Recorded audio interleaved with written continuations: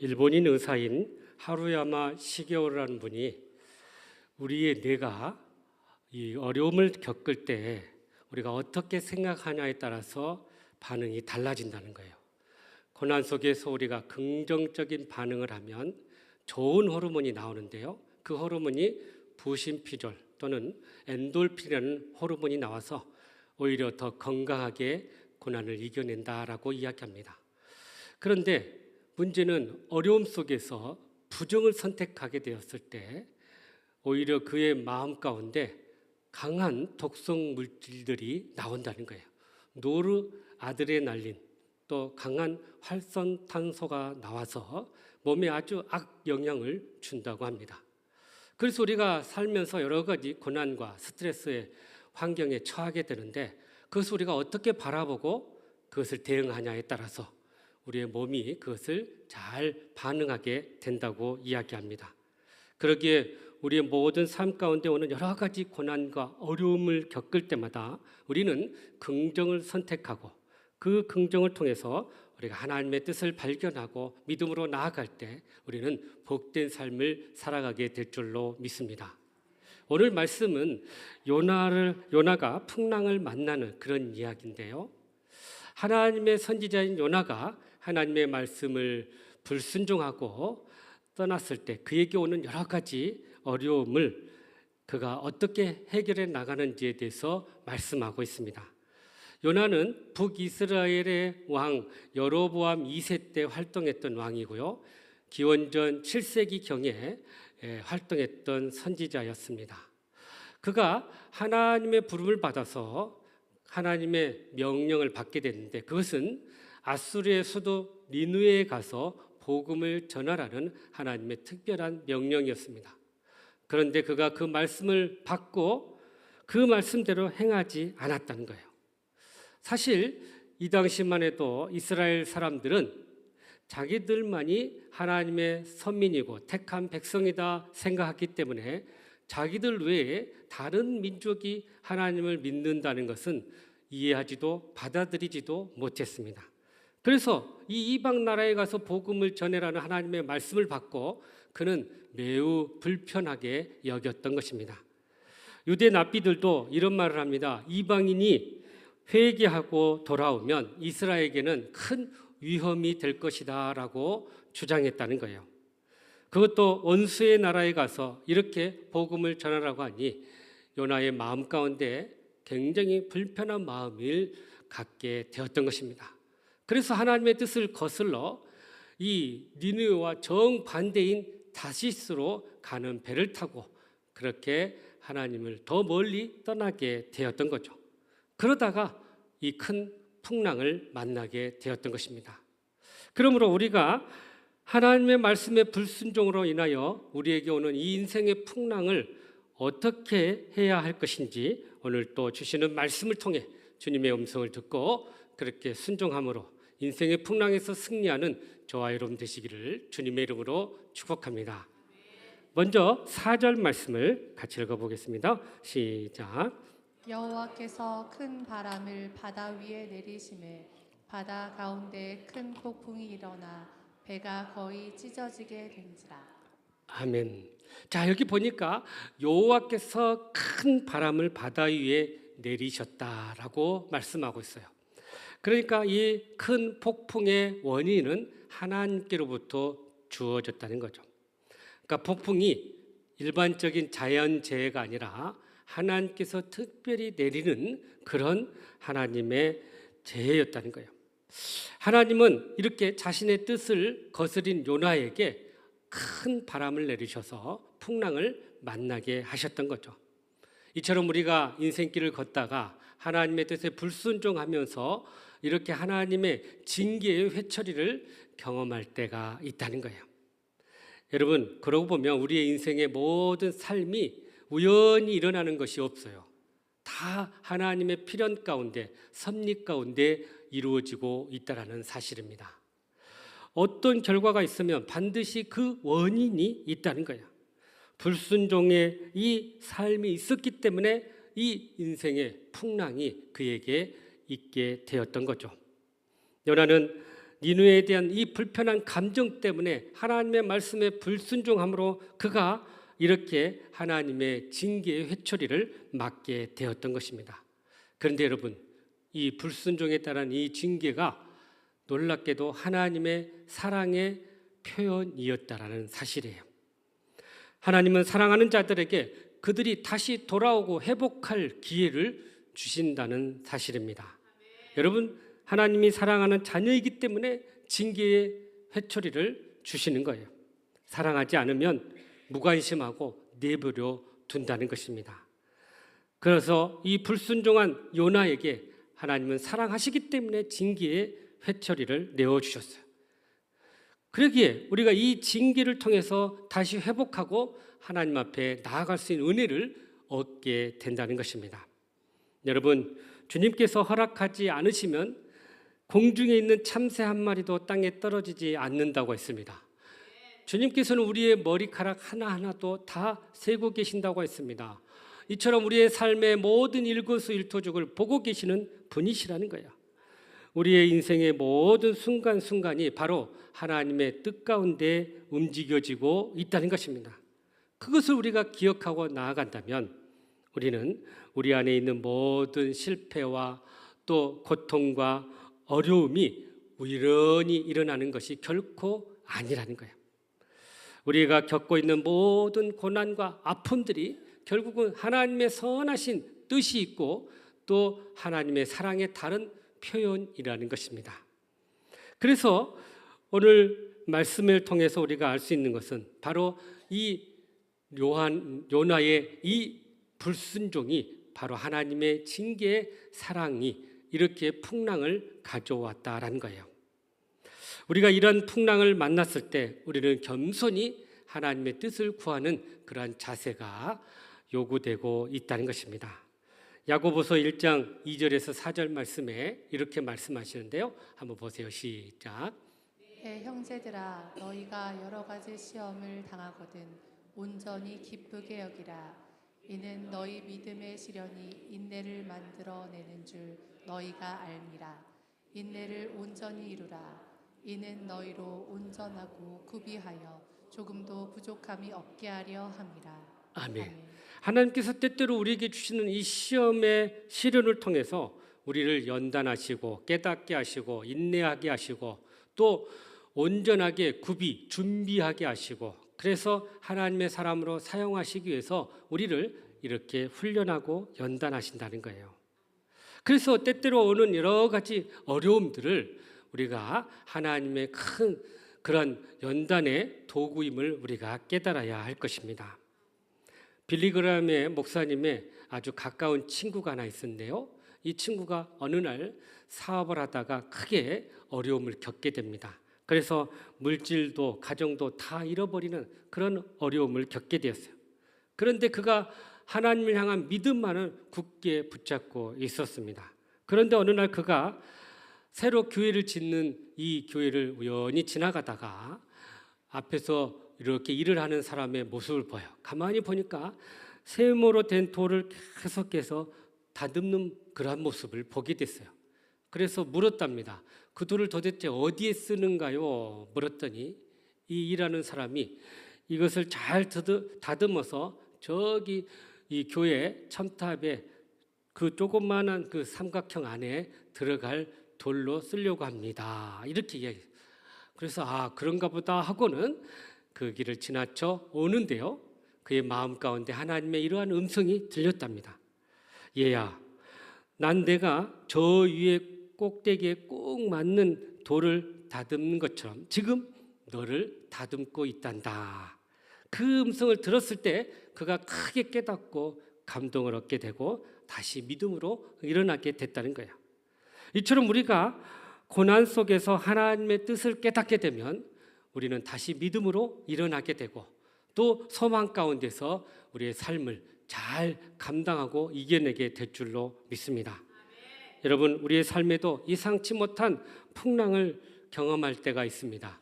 가정의 문제, 또 경제적인 문제, 질병의 문제, 또 자녀들의 문제, 여러 가지 풍랑들이 오게 되는데 우리가 그것을 경험할 때 왜 이 풍랑이 나에게 오나라고 묻기보다는 하나님, 이 풍랑을 통해서 제가 무엇을 하기를 원하십니까?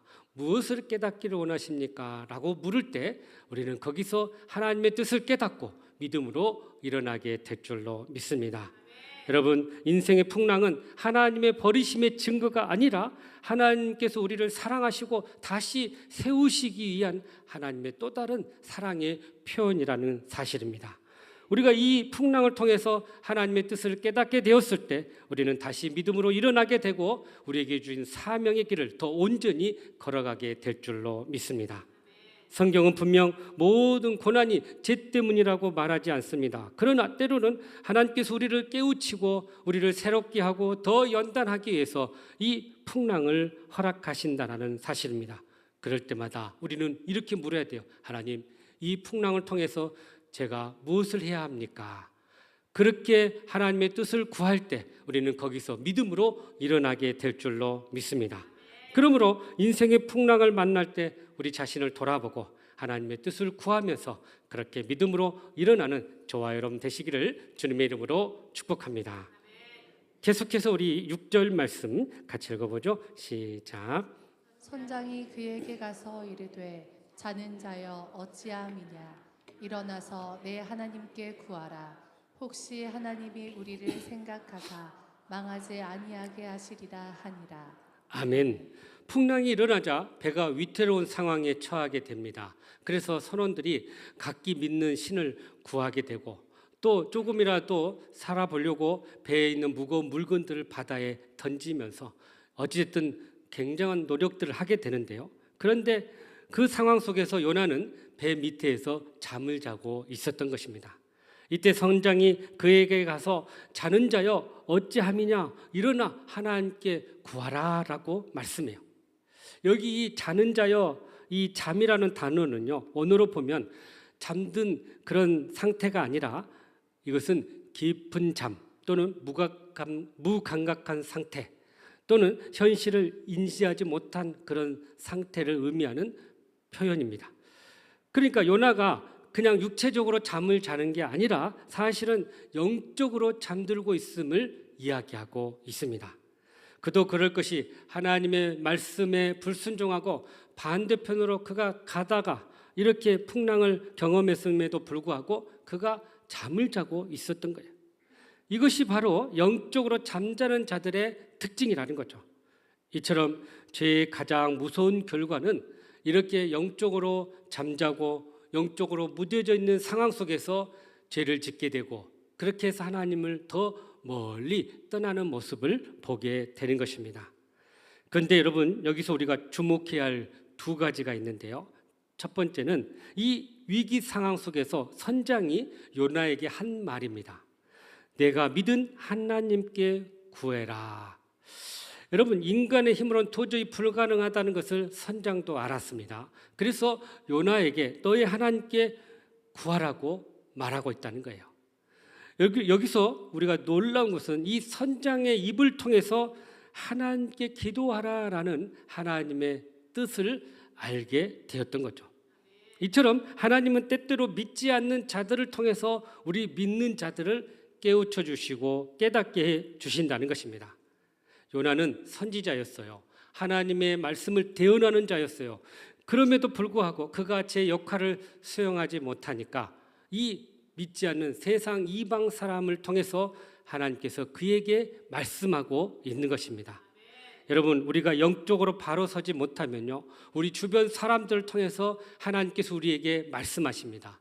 주의 종들을 통해서 또 영적으로 충만한 성도들을 통해서 심지어 가까운 가족들을 통해서 더 나아가서는 믿지 않는 사람들을 통해서 이렇게 우리를 깨닫게 하신다는 사실입니다.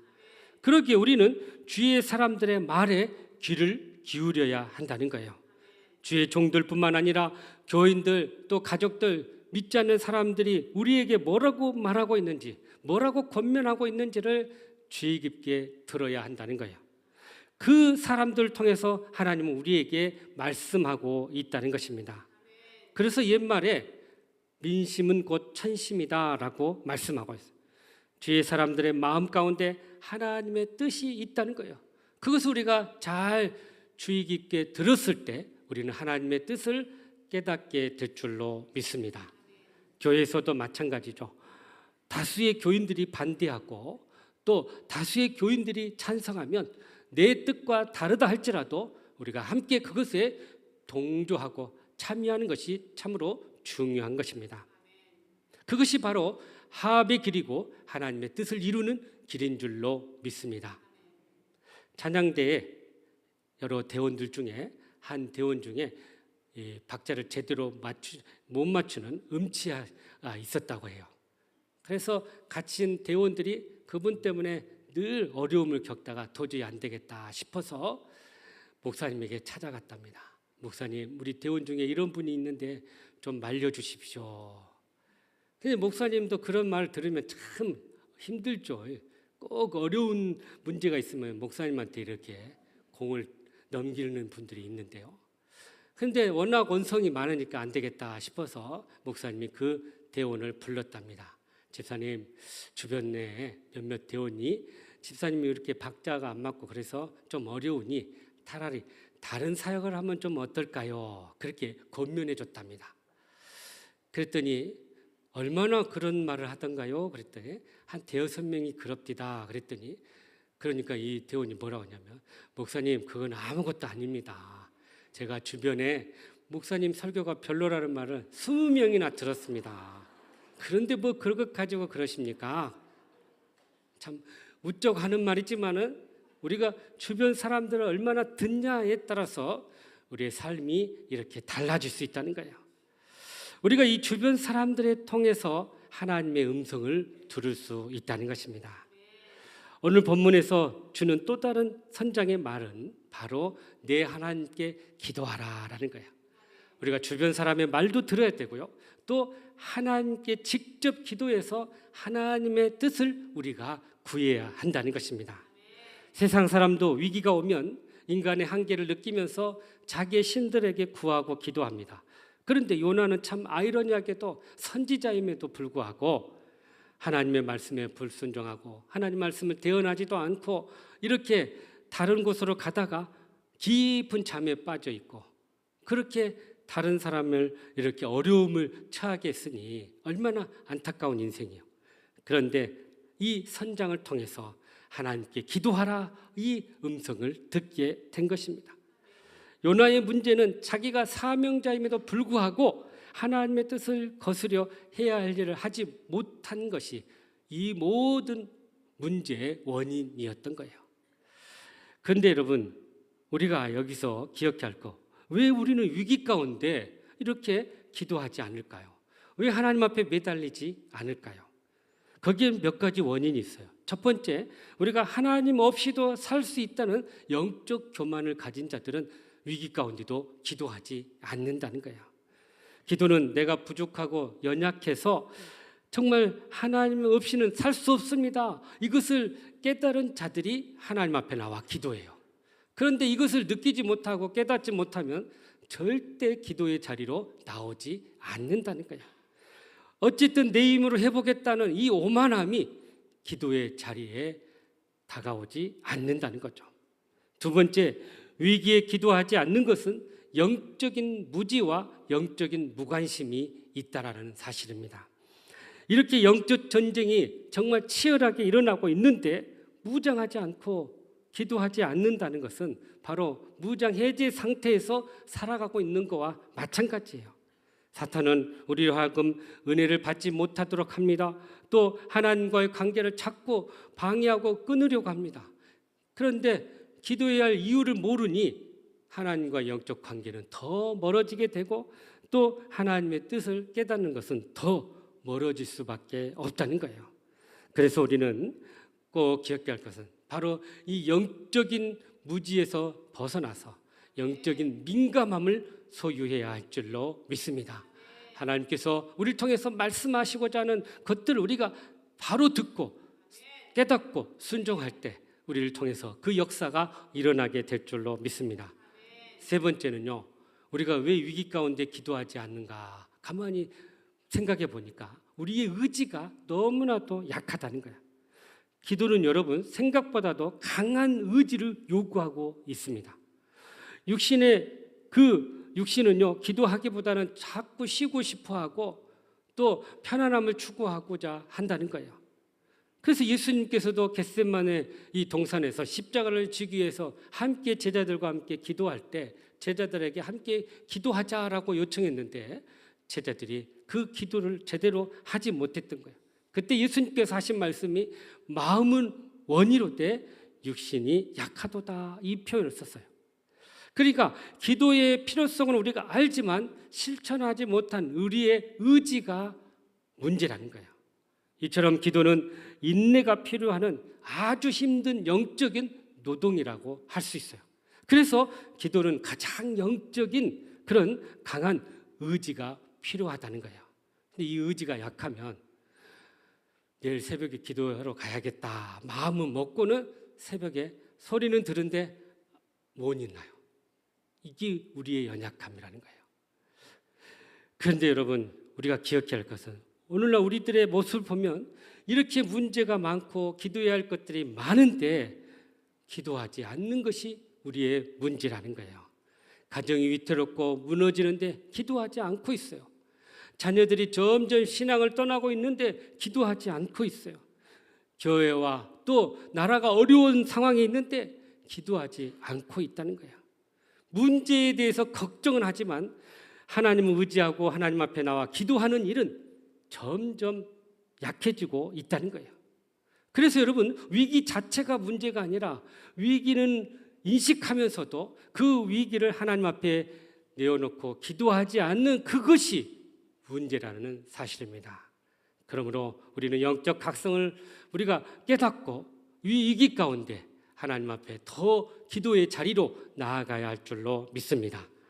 그러므로 위기 가운데 우리의 마음과 귀를 열어서 하나님이 말씀하시는 것을 듣고 더 기도로서 하나님의 뜻을 구하며 승리하는 저와 여러분 되시기를 주님의 이름으로 축복합니다.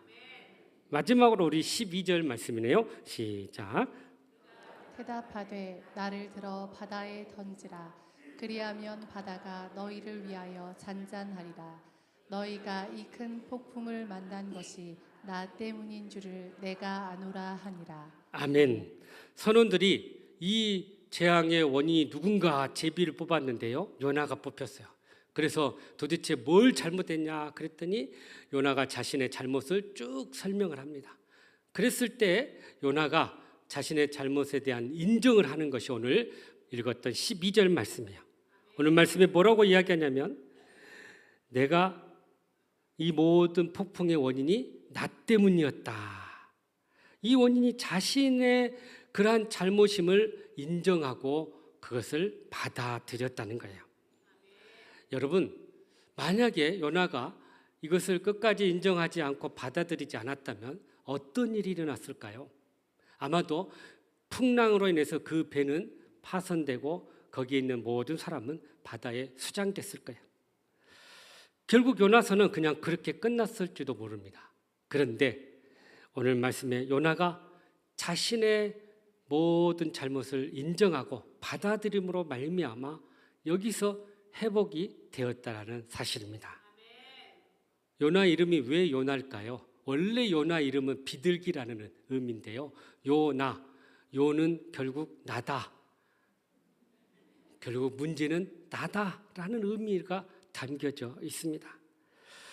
요나는 이 폭풍의 문제가 자신이었음을 알게 되고 그리고 그것을 깨닫고 그렇게 자신의 모든 것을 인정했을 때 그 결과로 그는 회복하게 되었고 그 배에 있는 사람은 살아날 수 있었고 그는 다시 니느웨로 가서 복음을 전했을 때 니느웨에 12만 명의 사람이 구원을 얻게 되었다라는 사실입니다. 여러분, 사람은 본능적으로 자기를 방어하는 경우가 참 많아요. 그래서 이렇게 잘못했을 때도 자기를 방어해서 자꾸 남 탓하고 변명할 때가 있다는 거예요. 그런데 요나는 예전까지는 그랬지만 오늘 이 상황 속에서 놀랍게도 자신의 책임을 인정하고 이 일이 나 때문입니다, 내 탓입니다 라고 인정했다라는 사실입니다. 여러분, 우리는 종종 이 책임을 남에게 이렇게 넘길 때가 얼마나 많은지 몰라요. 아담은요 자기가 범죄해놓고 하와가 그랬다고 그러고요, 하와는 자기가 범죄해놓고 뱀이 그랬다고 합니다. 그런데 오늘 요나는 자기의 범죄를 인정하고 나 때문입니다, 내 탓입니다 라고 고백했다라는 사실이에요. 한 사람의 불순종으로 인해서 그 배에 있는 모든 공동체 사람이 위기에 빠져 그렇게 어려움을 겪을 수 있었죠. 그런데 한 사람의 회개와 자신의 죄를 인정함으로 말미암아 그 공동체 안에 있는 모든 사람이 다시 회복할 수 있는 은혜를 경험하게 되었다라는 사실입니다. 우리도 인생의 풍랑을 만날 때 여러분 먼저 해야 할 일은 누구 때문이가 아니라 바로 내 탓입니다, 나 때문입니다 라고 물을 수 있는 그런 우리의 삶이 되어야 할 줄로 믿습니다.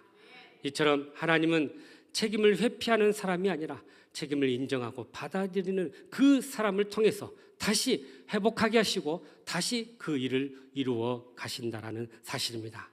그래서 영적으로 성숙하고 또 성령으로 충만한 사람들은 문제가 생길수록 이것이 내 탓입니다, 내 잘못입니다, 자신의 잘못을 먼저 발견하고 그렇게 통회하고 돌이키면서 새롭게 믿음으로 일어나는 사람인 줄로 믿습니다. 다윗도 자신의 범죄로 인해서 많은 백성들이 재앙으로 죽게 됐어요. 그때 다윗이 하나님 앞에 자신의 죄를 인정하게 되는데요, 사무엘하 24장 17절 말씀인데요, 시작. 다윗이 백성을 치는 천사를 보고 곧 여호와께 아뢰어 이르되 나는 범죄하였고 악을 행하였거니와 이 양 무리는 무엇을 행하였나이까? 청하건대 주의 손으로 나와 내 아버지의 집을 치소서 하니라. 아멘. 내가 범죄했고 내가 악을 행했기 때문입니다 하면서 그렇게 자신의 죄를 인정하고 고백하고 있습니다. 여러분, 안타깝게도 초대 왕이었던 사울은 자기의 잘못을 백성들에게 탓을 했어요.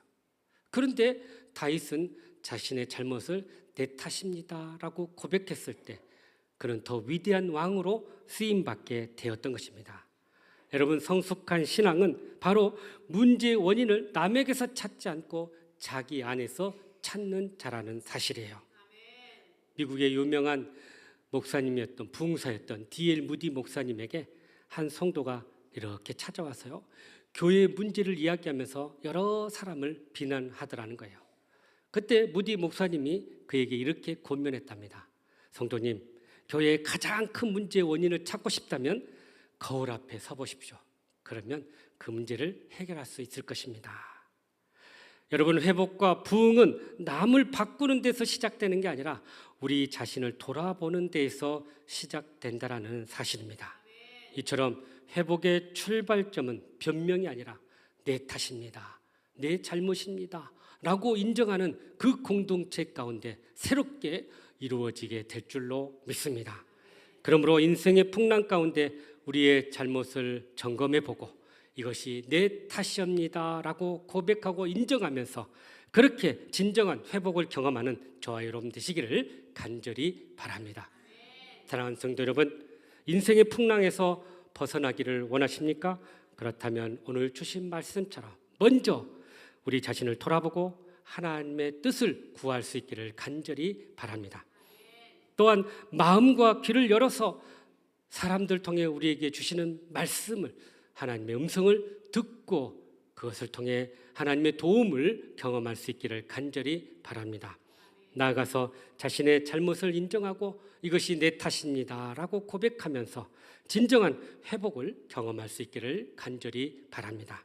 그리하여서 인생의 풍랑에서 능히 승리하며 회복하는 저와 여러분의 삶이 되시기를 주님의 이름으로 축복합니다. 기도하겠습니다. 사랑과 은혜가 풍성하신 하나님, 인생의 풍랑 가운데서 우리 자신을 돌아보고 하나님의 뜻을 구하면서 이것이 다 내 탓입니다 라고 고백하며 다시 믿음으로 회복하는 우리 모든 성도들 되게 하여 주시옵소서. 예수님의 이름으로 기도하옵나이다. 아멘.